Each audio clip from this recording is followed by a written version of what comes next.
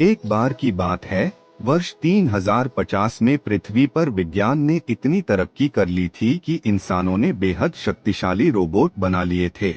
ये रोबोट न सिर्फ लोगों की मदद करते थे, बल्कि सुरक्षा और आपातकालीन स्थितियों में भी बेहद उपयोगी साबित होते थे। हर देश के पास अपने अपने सुरक्षा रोबोट थे। भारत का सबसे शक्तिशाली रोबोट था शक्तिमान।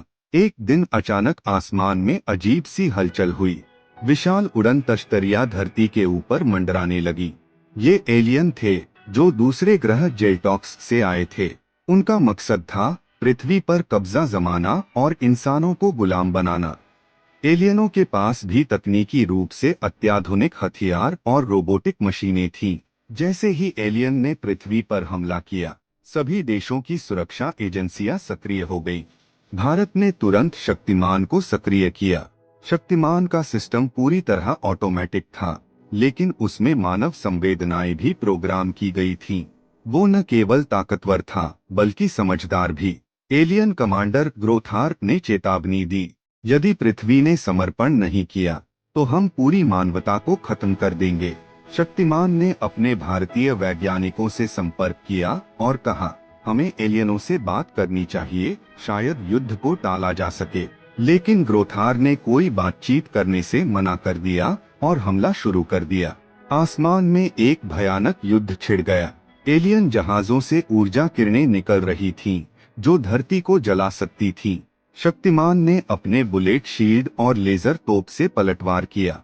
कई एलियन जहाज तबाह हो गए।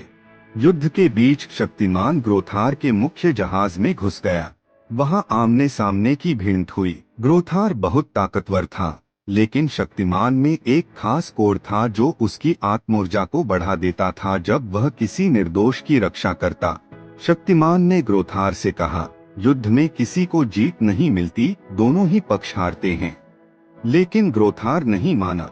आखिरकार शक्तिमान ने उसका हथियार नष्ट कर दिया और उसे कैद कर लिया। एलियन अपनी हार मान गए और पृथ्वी छोड़कर चले गए।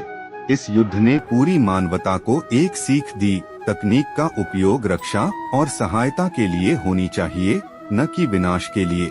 शक्तिमान पूरी दुनिया का हीरो बन गया और उसका नाम इतिहास में अमर हो गया। सीख, बुद्धिमानी और संवेदनशीलता किसी भी ताकत से बड़ी होती है।